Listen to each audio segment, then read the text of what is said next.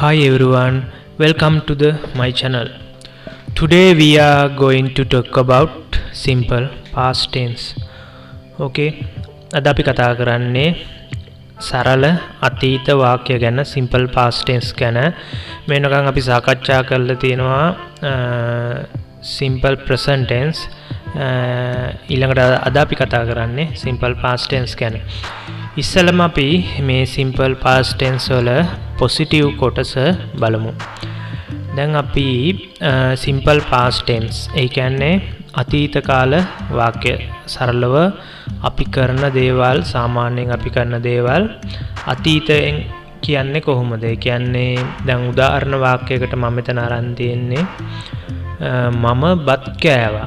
මම බත් කෑවා කියන එක අතීතයෙන් කරන දෙයක්, මොනවා හරි දෙයක් කරනවා කරා කියලා කියන්න අපිට මේ සරල අතීත කාල වාක්‍ය වලින් අපි කියන්නේ. ඒ කියන්නේ simple past tense වලින්. දැන් මේක positive part එක මම කෑවයි කියලා කියන්න ඉස්සෙල්ලම අපි මේ වාක්‍යයක් ඉදිරිපත් කරද්දී ඉස්සෙල්ලම ලියන්න ඕනේ subject එක. අපි කතා කරද්දී ලියද්දී ඉස්සෙල්ලම subject එක, ඊට පස්සේ verb එක. verb එකේ අපි ගන්නෙ අතීත කාල ස්වරූපය. ඒ කියන්නේ දෙවෙනි ස්වරූපය, verb එකේ දෙවෙනි ස්වරූපය. ඊළඟට object එක, ඊළඟට rest එක. දැන් අපි මම බත් කෑවා කියලා කියන්නේ කොහොමද? subject එක විදිහට ගන්නෙ I කනවා, eat. ඒක දෙවෙනි ස්වරූපය අතීත කාලේ කෑවා කියලා ගන්නෙ ate. I ate, object එක rice. I ate rice කියලා ගන්න පුළුවන්. ඊළඟට මම මේකේ subject එක වෙනස් කරලා ඒ වාක්‍ය ටික ආයි බලමු කොහොමද තියෙන්නේ කියලා. අපිට කියන්න පුළුවන් I ate rice. ඊට පස්සේ we ate rice. You ate rice. You ate rice. ඒ කියන්නේ මේ ඔයා බත් කෑවා කියලා කියන්නේ you ate rice. ඔයාලා බත් කෑවා කියනත් you ate rice මයි ගන්න. ඊළඟට ඔහු බත් කෑවා. He ate rice. ඇය බත් කෑවා. She ate rice. ඌ බත් කෑවා. It ate rice. ඔවුන් බත් කෑවා. They ate rice. ඔන්න විතර අපිට ගන්න පුළුවන් positive part එක. දැන් අපි කතා කරමුලා බලමු negative part එක. negative part එක කොහොමද එන්නේ කියලා බලමු. negative part එකේදී ඔයාලා බලන්න මම දීලා තියෙනවා ඉස්සෙල්ලාම එන්නේ subject එක, ඊට පස්සේ එන්නේ did not. දැන් ඔයාලට මතක ඇති simple present tense වල අපි ගත්තේ do not නැත්නම් does not. දැන් negative part එකේ වෙද්දී do එක did වෙනවා. මේක singular plural කියලා නෑ, did තමයි එන්නේ. did not අපිට ගන්න පුළුවන් short කරලා didn't කියලා. subject plus didn't plus verb plus object plus rest කියලා ඔහොම තමයි වාක්‍යන පිළිවෙල. දැන් මට negative part එකෙන් කියන්නේ මම බත් කෑවේ නෑ. මම බත් කෑවේ නෑ කියලා කොහොමද කියන්නේ? මම I කෑවේ නෑ. didn't eat rice. දැන් හොඳට මතක තියාගන්න positive part එකේදී විතරයි verb එකේ දෙවෙනි ස්වරූපේ අපි ගන්නෙ. අනිත් negative part question part වල කිසිම දෙයකදී verb එකේ දෙවෙනි ස්වරූපේ ගන්නෙ නෑ. ඒක හොඳට මතක තියාගන්න. අපි positive part එකේදී විතරයි verb එකේ දෙවෙනි ස්වරූපේ ගන්නෙ. මෙතන ගන්නෙ eat කියලා තමයි. ඊට පස්සේ කොහොමද අපි මේ වාක්‍ය කියන්නේ? මම බත් කෑවේ නෑ. I didn't eat rice. I didn't eat rice. දැන් මං හිතනවා ඔයාලට තේරෙන්නේ නැති කියලා. ඊට පස්සේ අපිට මේකේ subject එක වෙනස් කරලා කියන්න පුළුවන් මම බත් කෑවේ නෑ. I didn't eat rice. අපි බත් කෑවේ නෑ. We didn't eat rice. ඔයා බත් කෑවේ නෑ. You didn't eat rice. ඔයාලා බත් කෑවේ නෑ. You didn't eat rice. ඔහු බත් කෑවේ නෑ. He didn't eat rice. ඇය බත් කෑවේ නෑ. She didn't eat rice. ඌ බත් කෑවේ නෑ. It didn't eat rice. ඔවුන් බත් කෑවේ නෑ. They didn't eat rice. මං හිතනවා ඔයාලට තේරෙන්නේ නැති කියලා. ඊට පස්සේ අපිට තියෙන්නේ positive question part එක. positive question part එක කොහොමද එන්නේ කියලා බලමු. positive question part එකේදී ඉස්සෙල්ලාම එන්නේ did, ඊට පස්සේ එන්නේ subject එක, ඊට පස්සේ එන්නේ verb එක, ඊට පස්සේ එන්නේ object එක, ඊට පස්සේ rest එක. කොහොමද එන්නේ? අපි මේක සිංහලෙන් අහුවොත් කොහොමද අහන්නේ? ඔයා බත් කෑවද? ඔයා බත් කෑවද? අතීතයේ සිද්ධ වෙච්ච ක්‍රියාවක් අපි ප්‍රශ්නයක් විදිහට අහනවා. ඔයා බත් කෑවද? ඉස්සෙල්ලාම එන්නේ කොහොමද? ඔයා බත් කෑවද? did I subject එක I, verb එක eat, rice. මම බත් කෑවද කියලා. දැන් ඔයා බත් කෑවද කියලා අහන්නේ did you eat rice. මේ ඔයා බත් කෑවද කියන එකේ subject එක වෙන්නේ you.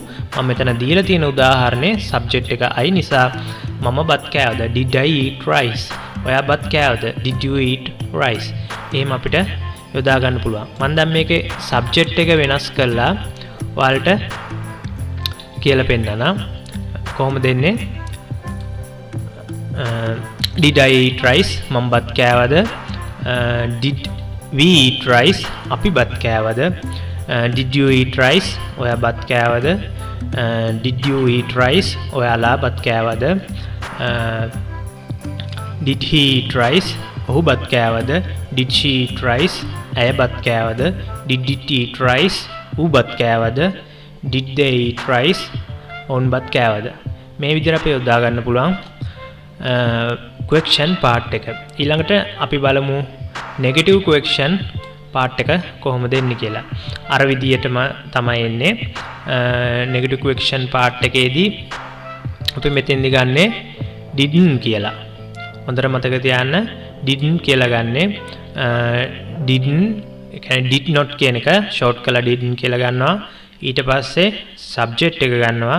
ඊට පස්සේ verb එක ගන්නවා. ඊට පස්සේ object එක ගන්නවා. ඊට පස්සේ rest එක. කොහොමද මේක එන්නේ? ඔයා බත් කෑවේ නැද්ද? නැහනම් මම බත් කෑවේ නැද්ද? කොහොමද ආන්නේ? didn't I eat rice. මම බත් කෑවේ නැද්ද? ඔයා බත් කෑවේ නැද්ද? didn't you eat rice. ඒ විදිහට අහන්නේ. දැන් මම මේකේ subject එක වෙනස් කරලා පෙන්නන්නම් කොහොමද එන්නේ කියලා.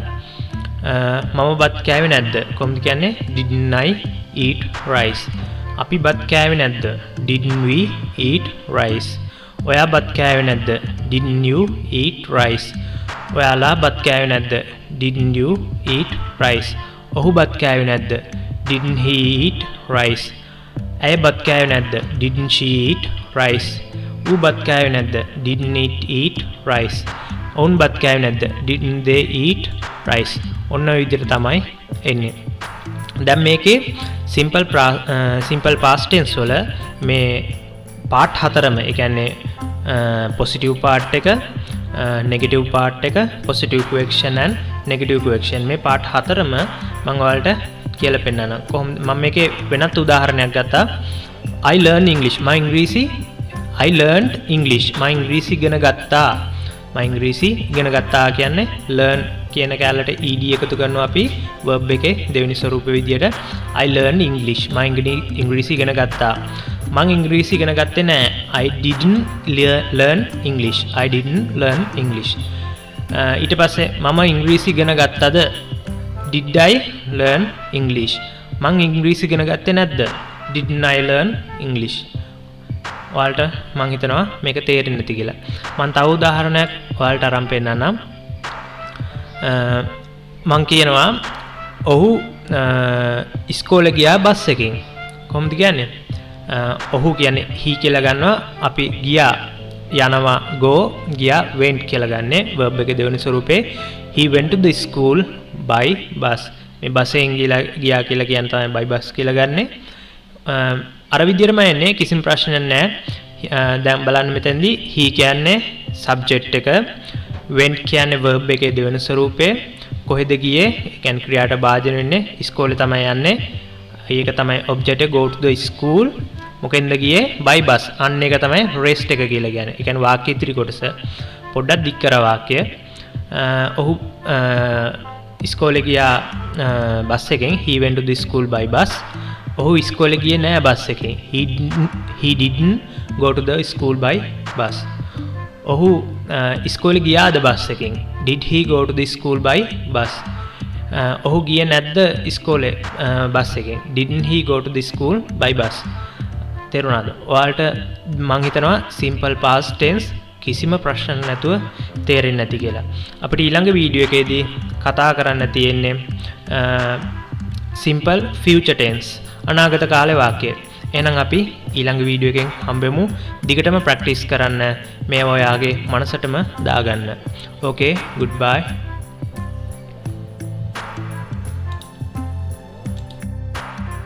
Subscribe now.